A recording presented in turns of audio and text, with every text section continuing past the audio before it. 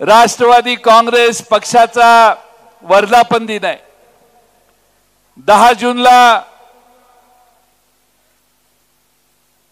मुंबईला शिवाजी पार्क मध्ये शिवतीर्थावर पवार साहेबांनी राष्ट्रवादी काँग्रेस पक्ष स्थापना करून पहिल्यांदा मेळावा घेतला।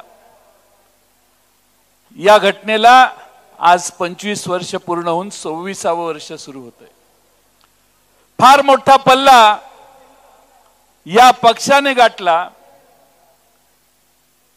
निवडणूक लढवली त्यावेळी पवार साहेब झंझावात प्रमाणे महाराष्ट्रभर फिरले। महाराष्ट्रात पहिल्यांदा आपण सत्तेत आलो आणि तेव्हापासून सलग 17.5-18 वर्ष पवार साहेबांच्या मेहनतीने, पवार साहेब या ब्रँडने आम्ही सगळ्यांनी सत्तेत जाऊन सत्तेचा उपभोग घेतला, लोकांची सेवा देखील केली। पण अनेकांना महाराष्ट्रात संधी देण्याचं काम पवार साहेबांनी केलं आणि म्हणून आपल्या सर्वांना हा 15वा वर्धापन दिन फार 25वा वर्धापन दिन फार महत्त्वाचा आहे। आपण अनेक संकट पाहिली। आपल्या संकटाला तोंड देताना आपले नेते पवार साहेब पुढे राहून या सगळ्या संकटाला तोंड देत होते। सत्ताही आली, सत्ता आली गेली। अनेक लोकांनी पवार साहेबांना साथ दिली। महाराष्ट्रामध्ये पवार साहेब मी ज्यावेळी फिरतो त्यावेळी डोळ्यात पाणी आणून तुम्हा पवार साहेबांच्यावर प्रेम करणारी असंख्य कार्यकर्ते, लाखो कार्यकर्ते महाराष्ट्रातल्या कानाकोपऱ्यात आहेत।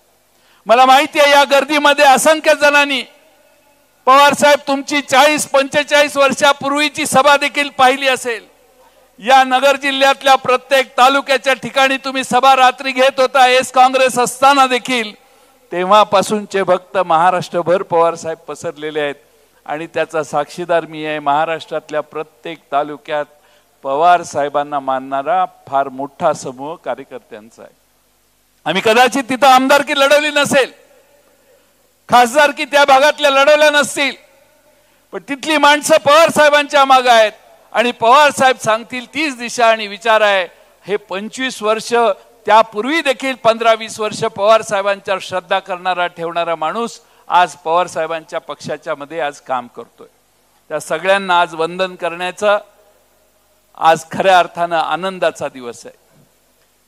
महाराष्ट्रामध्ये अनेक वेळेला आम्ही सगळ्यांनी वेगवेगळे अनुभव घेतले। प्रत्येक निवडणुकीत वेगळे निकाल आले, पण ही निवडणूक एकमेव अशी आहे की सगळ्यात कमी जागा मिळवल्या आघाडीमध्ये आणि सर्वात जास्त जागा निवडून आणल्या।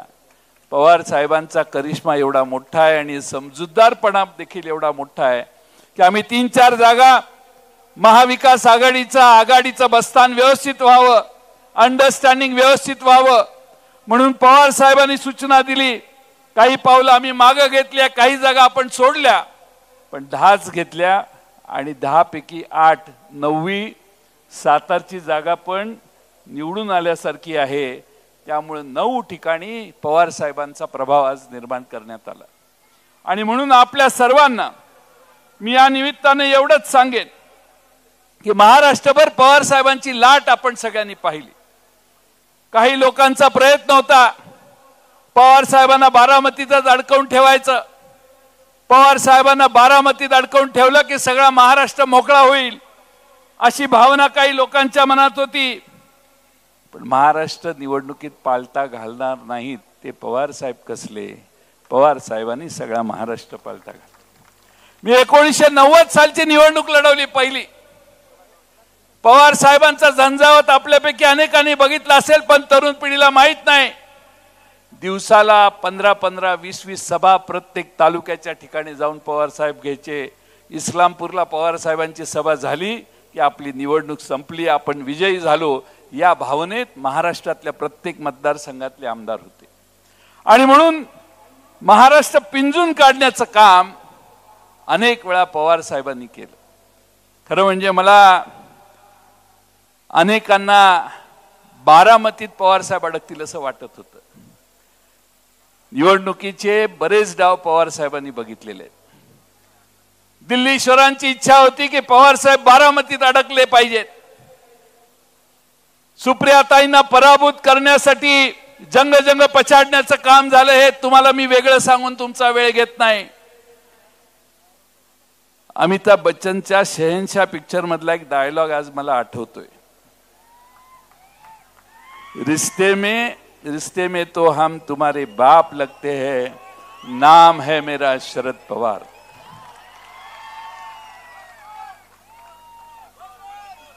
मी अमोल कोल्हे नाही, मी वन्स मोर करू शकत नाही, ते त्यांनाच जमतं. पण मला हे सांगायचंय की मी सांगितलं होतं तुम्हाला पार्टी सोडून जायची लोक. 19 साली मी सांगितलं अ गेला तर ब आहे, ब गेला तर क आहे, क गेला तर ड आहे, कारण शरद पवार नावाचं विद्यापीठ आमच्याकडे आहे. आज त्या वाक्याची खरेपणा आज पवार साहेबांच्या आणि तुमच्या सगळ्यांच्या ताकदीत आज लोकांना आणि महाराष्ट्राला दिसून येतोय. खरं म्हणजे मी प्रत्येकाला सांगायचो, पवार साहेबांना अनेक आमदार सोडून गेले.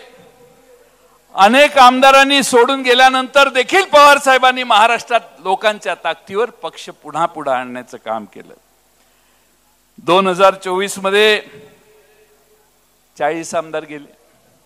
आमचा पक्ष गेला, चिन्ह देखील चोरून नेण्यात आलं. तुतारी वाजवणाऱ्या माणसाच्या चिन्हावर पवार साहेबांनी 8 खासदार निवडून आणले. 8 तुम्ही हाय कुठं? आणि म्हणून मी सांगायचो, परवाच भाषणात एका ठिकाणी सांगितलं, पोरं शाळा सोडून गेली तरी शाळा कधी बंद होत नाही. पुन्हा नवे विद्यार्थी शाळेत घडत असतात. शाळेचा हेडमास्तर हेच काम करत असतो. आणि मी सांगितलेलं, माझ्या शाळेचा हेडमास्टर खमके आहे. तो खमकेपणा आज शरद पवार साहेबांनी तुमच्याकडे सगळ्यांना दाखवला. आणि म्हणून अनेक जण मला विचारतात पुढं काय. महाराष्ट्रातल्या नव्या चेहऱ्यांना पुढं करण्याचं काम पवार साहेब आता करतील. पुन्हा एक नवी पिढी महाराष्ट्राच्या समोर उभा करण्याचं काम पवार साहेबांचं करण्याची दृष्टी आहे. आम्ही 90 साली उभा राहिलो. 99 साली पहिल्यांदा राज्याचा अर्थमंत्री मला करण्याचं काम पवार साहेबांनी केलं. मी साहेबांना रात्री म्हटलं, साहेब म्हातारे माणसाचं काम, यशवंतराव मोहिते साहेब आमच्याकडे होते, ते अर्थमंत्री, मी नको. नाही नाही म्हटले, तूच. RR पाटील आबा आपले असतील, अनिल देशमुख असतील, अनेक तरुणांना संधी त्यावेळी पवार साहेबांनी दिली. आज पुन्हा एकदा त्याच मूडमध्ये पवार साहेब आहेत. नव्या चेहऱ्याला, तरुणांना महाराष्ट्रात संधी द्यायची आहे. तुम्ही काही चिंता करू नका. या महाराष्ट्रात खरं म्हणजे आपल्या सगळ्यांच्या ताकदीवर आणि आशीर्वादावर 8 खासदार निवडून आले आहेत. मी काही मोदींसारखी किंवा भाजपसारखी चुकी करणार नाही 400 पार म्हणण्याची. मला प्रत्येक सीट निवडून आणायचं अध्यक्ष म्हणून माझी जबाबदारी आहे. समोरच्याला अंदाज न लागून देता निकाल आणायचं काम आपण सगळ्यांनी करायचं. त्यामुळे थोडीशी माझी तुम्हाला विनंती आहे. मी पक्षाचा अध्यक्ष आहे. माझे महिने अनेकांनी मोजून झालेले आहेत. आता माझे महिने 4 महिने मोजू नका. मी करतो व्यवस्थित. आणि जाहीर ट्विटरवर वगैरे बोलायचं जरा बंद करा. काय असेल ते शरद पवार साहेबांना, जयंत पाटलांची तक्रार जाऊन करा. शरद पवार 2 कानाखाली मारतील आमच्या, नाही तर काय करतील तो त्यांचा निर्णय. पण जाहीर बोलू नका. पक्ष हा महाराष्ट्रातल्या लाखो लोकांची संपत्ती आहे, कुणा एकाची संपत्ती नाहीये. मी चुकीचा वागलो तर ह्या महाराष्ट्रातल्या जनतेवर परिणाम होणार आहे. याचं भान ठेवून आपण सगळ्यांनी वागूया. फक्त 4 महिने. नोव्हेंबर नंतर मीच नमस्कार करेन. पण ही 4 महिने आपण एका दिलानं राहू. पक्षात काय करायचे ते कानात येऊन सांगा, काय प्रॉब्लेम नाही. पण जाहीर बोलायचं बंद करा. खाजगीत बोलायचं बंद करा. ही टीम आहे. टीम वर्क ज्यावेळी होतं त्यावेळीच विजय होतो. हे अमोल कोल्हेंपासून, लंकेंपासून, बाप्पांपासून, बघरेंपासून, आमच्या धैर्यशील मोहिते पाटलांपासून सगळ्यांना माहिती आहे टीम वर्कला महत्व आहे. हा विजय काही माझ्या एकट्याचा नाही आहे, चिंता करू नका. हा विजय सगळ्या टीम वर्कचा आहे. मला माहिती आहे बगरे गुरुंच्या इथं शेट्टे साहेब तिथं बसलेले आहेत. शेट्टे साहेब अहोरात्र 24 तास बगरे गुरुजींना घेऊन 2 महिने फिरले. त्या माणसाचे कष्ट आहेत. शेट्टे साहेबांसारखे पवार साहेबांच्यावर निष्ठा ठेवणाऱ्या प्रत्येकाचा जीव या पक्षात अडकलेला आहे आणि म्हणून पुढची विधानसभा यशस्वीच व्हायची आहे, त्याला तडजोड नाही. आणि म्हणून याच्यासाठी प्रयत्नाची शिकस्त मित्रांनो आपण सगळ्यांनी करूया. हा माझा शेअर नाही, पण मी माझ्या मित्रांनी एका दिलेला आहे, बसलेला आहे इथं. न रुकी वक्त की गर्दिश, अनेक लोक सोडून गेले त्याच्यावर आहे. न रुकी वक्त की गर्दिश ना जमाना बदला, ना रुकी वक्त की गर्दिश ना जमाना बदला, जरा पत्ते क्या टूटे परिंदों ने तो ठिकाना बदला. जरा पत्ते क्या टूटे पेड़ के तो परिंदों ने ठिकाना बदला. पवार साहेबांची ताकद पवार साहेबांना आणि तुम्हा आम्हा सगळ्यांना माहिती आहे. आणखीन एक महत्त्वाचा मुद्दा आहे. जयंत पाटील म्हटले अहिल्यानगरला, अहमदनगरला तुम्ही वर्धापन दिन साजरा केला, यालाही एक पार्श्वभूमी आहे. या भागानं प्रचंड यश पवार साहेबांना दिलं. नाशिक जिल्हा तर पवार साहेबांच्यासाठी वेडा होऊन कष्ट करून प्रयत्नाची शिकस्त करतो. हा कांदा आणलेला, कांद्याचा फोटो आणलेला सानप, हा तरुण मोदी साहेबांच्या सभेत जाऊन त्यांना कांद्याचं बोला म्हणून सांगणार, ही छाती हिम्मत नाशिककरांची. मी त्या नाशिककरांच्या हिमतीला सलाम करतो.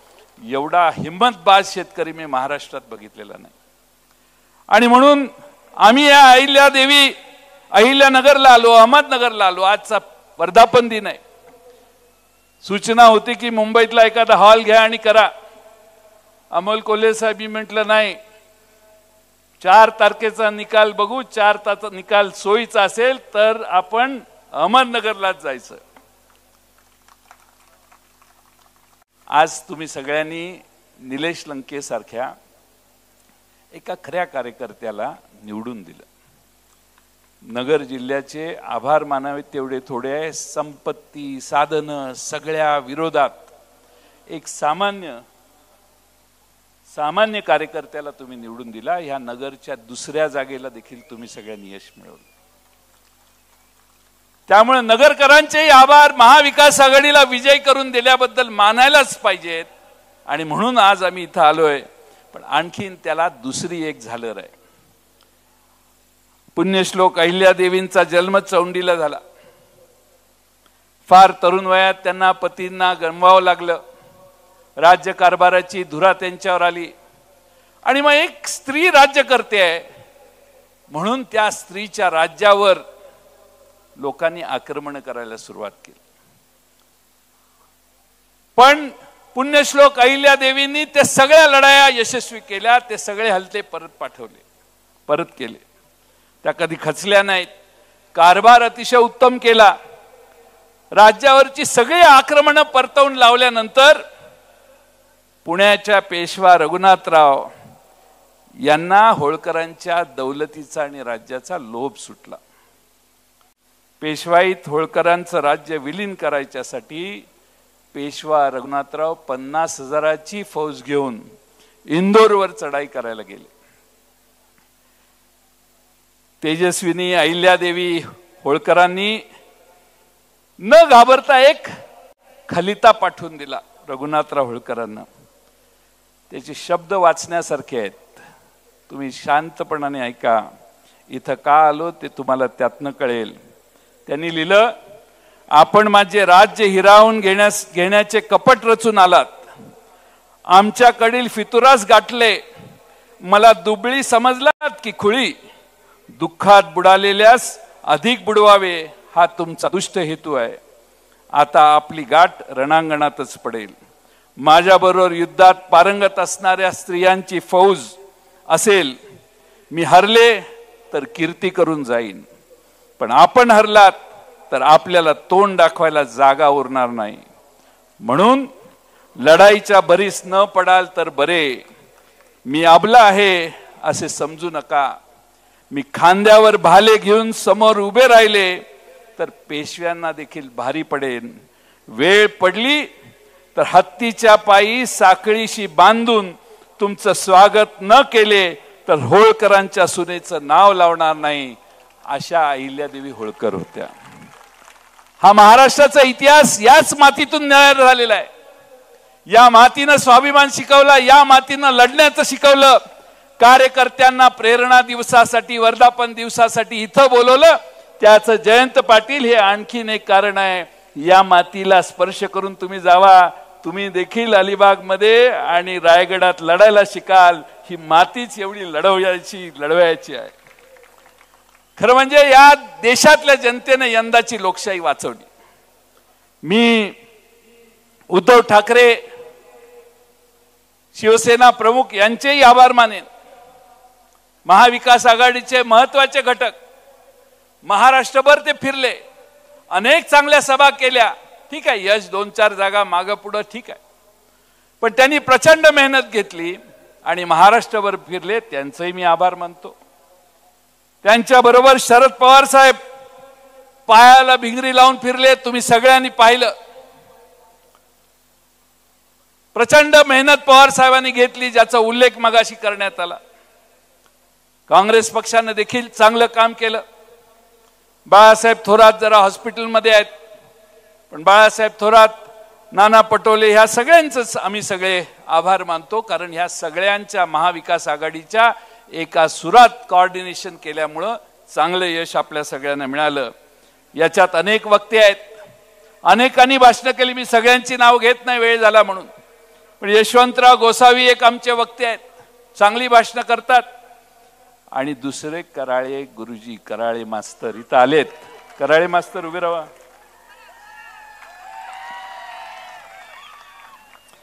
शेतकऱ्यांचे प्रश्न आहेत. देशामध्ये नवं सरकार झालेलं आहे, पण त्यांची भिस्त कुणावर आहे? चंद्राबाबू नायडू आणि नितीश कुमारवर. थोडं गुगल करून चंद्राबाबू नायडूंचा इतिहास जरा बघा आणि नितीश कुमारांचा देखील इतिहास बघा. हे दोघं 5 वर्ष टिकतील असं कुणालाही देशात वाटत नाही. त्यामुळे या देशातले बेरोजगारीचे प्रश्न, अनेक प्रश्न आहेत, पण या सगळ्या प्रश्नांवर लोकांनी आता निकाल दिलेला आहे. आता महाराष्ट्राचे प्रश्न घेऊन आपल्याला पुढे जायचं आहे.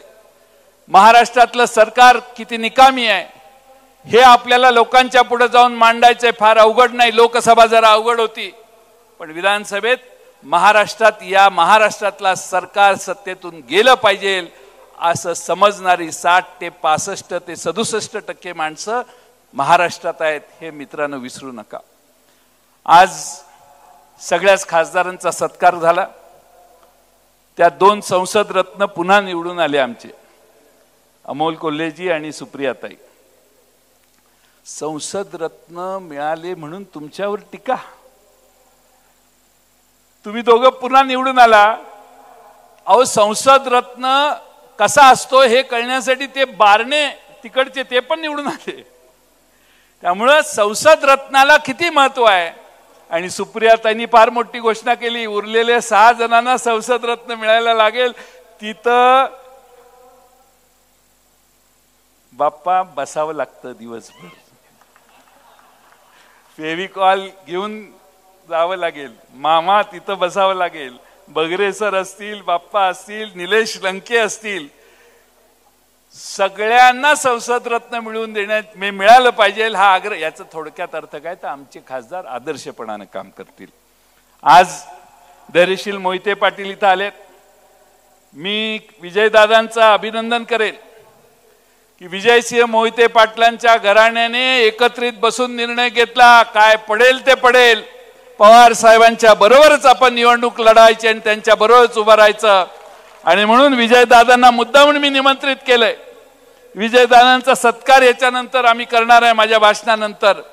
पण धैर्यशील मोहिते पाटलांचं अभिनंदन अतिशय सुंदर निवडणूक त्यांनी लढवली। त्याच्याबरोबर आमचे अमर काळेंनी आपली माहिती थोडक्यात सांगितली, कसे किती कमी दिवसात अमर काळेजी खासदार झाले। आता विदर्भात एक नवा चेहरा अनिल बाबू देशमुखांच्या बरोबर एक नवा चेहरा आम्हाला विदर्भाचं नेतृत्व करायला मिळतो, याचा आम्हा सगळ्यांना आनंद आहे।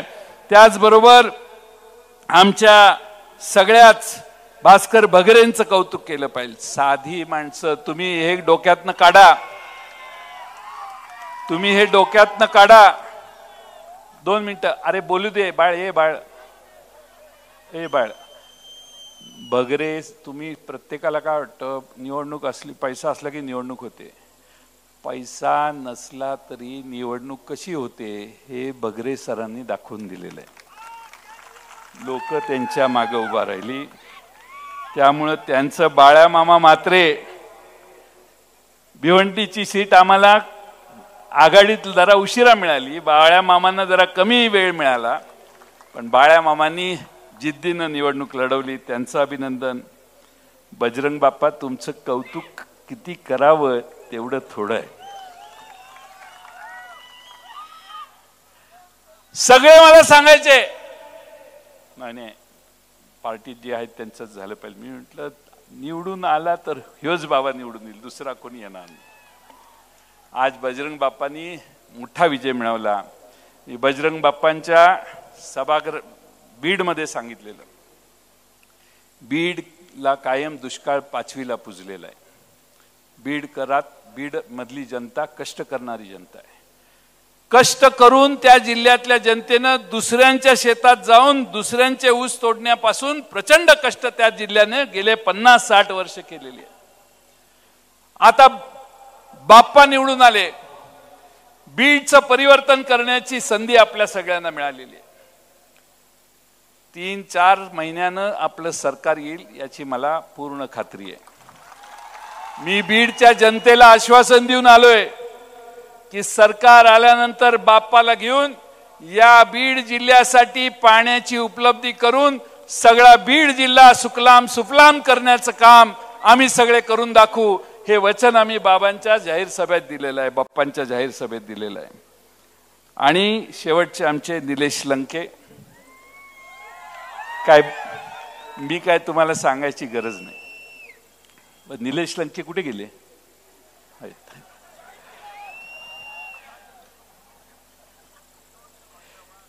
लोक बरोबर येतात। मी त्यांच्या यात्रेच्या उद्घाटनाला आलो, सगळ्या मोठा देवीला हे काका होते, तिथं आम्ही सुरुवात केली प्रचाराची। त्यांच्या निवडणूक जाहीर म्हणजे अर्ज भरायच्या आधीच सगळा प्रचार पूर्ण, आणि फोन केला, जरा लंकेजी जरा प्रॉब्लेम, तुम्ही काय चिंता करू नका, तो भाग असा आहे, तो भाग असा आहे, मी तिकडे जाऊन आलोय।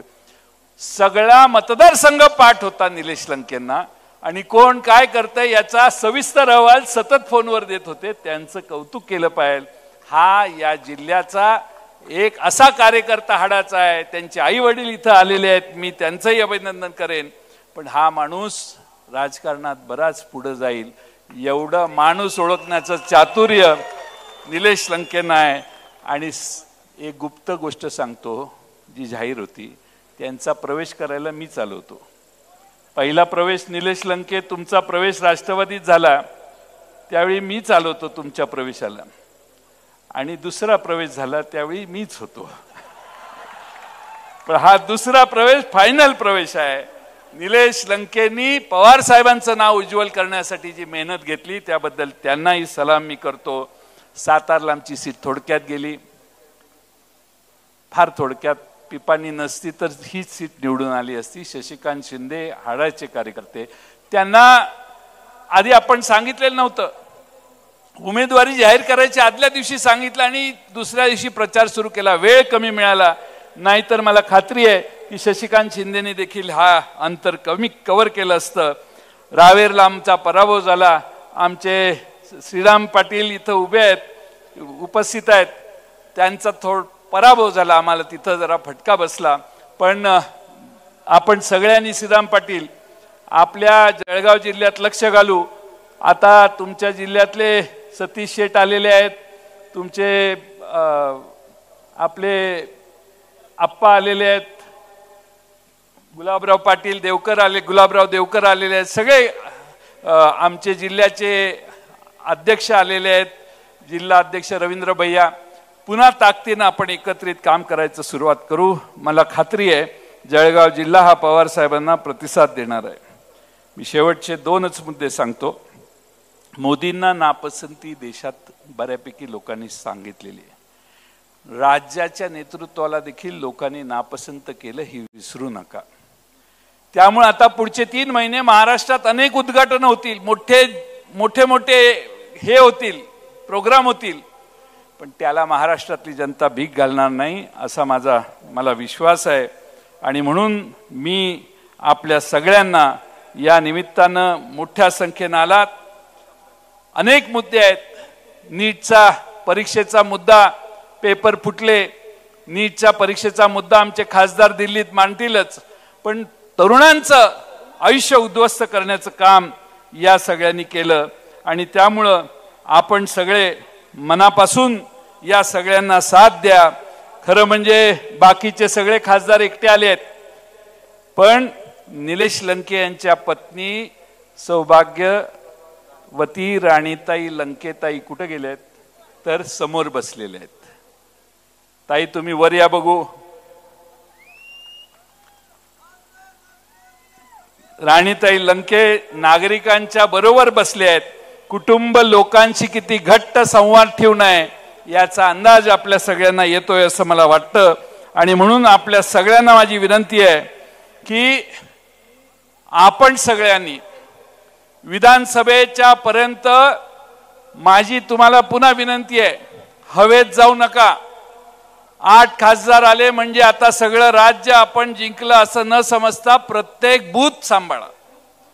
तुमचा मतदारसंघ विधानसभेचा जो आहे त्याच्यात एकत्रित या आणि प्रत्येक बूथ बांधायचं काम 15 दिवसात करा. तुम्हाला आता निवडणूक तुम्ही सगळीकडे लढवली आहे, जिथं लढवली नाही त्यांनाही माझं सगळ्यांचं आव्हान आहे. पण महाराष्ट्रातल्या पवार साहेबांवर प्रेम करणाऱ्या सगळ्या जनतेचं मी आज मनपूर्वक आभार मानतो. तुम्ही आम्हाला जो न्याय दिलेला आहे, विश्वासानं आमचे 8 खासदार निवडून दिले आहेत. महाराष्ट्रातल्या नागरी भागातल्या समस्या देखील हे मांडतील. पुण्यातले प्रश्न, मुंबईतले प्रश्न, नगरचे प्रश्न, जळगावचे प्रश्न, औरंगाबादचे प्रश्न, नागपूरचे प्रश्न तर मांडतीलच, पण महाराष्ट्रातल्या शेतकऱ्याला देखील विनमुख करणार नाहीत, त्याचेही प्रश्न मांडतील. आणि महाराष्ट्रातल्या सर्व जाती धर्माचा बरोबर घेऊन जाण्याचं काम पवार साहेब करतायत. आणि त्यासाठी तुम्हा सगळ्यांचा आशीर्वाद या 25व्या वर्धापन दिनी पुन्हा एकदा राष्ट्रवादीला मिळावा एवढीच विनंती करतो. अनेक मोठी माणसं आज पवार साहेबांच्या या कर्तबगारीवर आश्चर्य व्यक्त करतायत. त्या पवार साहेबांना आपण सगळ्यांनी मेहनतीने आशीर्वाद दिले, पाठिंबा दिला, त्या सगळ्यांचे मी मनपूर्वक आभार मानतो. सुप्रियाताई आपल्या राष्ट्रीय कार्याध्यक्ष आहेत, त्यामुळे सुप्रियाताई राष्ट्रीय कार्याध्यक्ष असल्यामुळे कालच आमची देशातल्या नॅशनल एक्झिक्युटिव्ह कमिटीची मीटिंग झाली आणि त्यात सुप्रियाताईंनी देखील मार्गदर्शन केलं. हा पक्ष पुन्हा एकदा देशात जोमानं वाढवण्याचं काम PC चाको साहेब आणि सुप्रियाताई देशभर करतील. त्यांना देखील आपण सगळ्यांनी तेवढी मोकळीक आणि साथ देण्याचं काम करूया. पुन्हा एकदा आपल्या सगळ्यांना, महाराष्ट्रातल्या कानाकोपऱ्यातून आलेल्या सगळ्या पदाधिकाऱ्यांना, नाशिक, नगर, बीड, पुणे जिल्ह्यातल्या सगळ्याच नागरिकांना, कार्यकर्त्यांना, औरंगाबाद जिल्ह्यातल्या आणि महाराष्ट्रातल्या सगळ्या, एखादा जिल्हा राहिला असेल सांगली, सातारा, कोल्हापूर तर माफी मागतो, त्या सगळ्या महाराष्ट्रातल्या उस्मानाबाद पासून ते अगदी चंद्रपूर पासून गडचिरोली पासून लोक इथं आलेली आहेत. त्या सगळ्या कार्यकर्त्यांचं मनपूर्वक अभिनंदन करतो.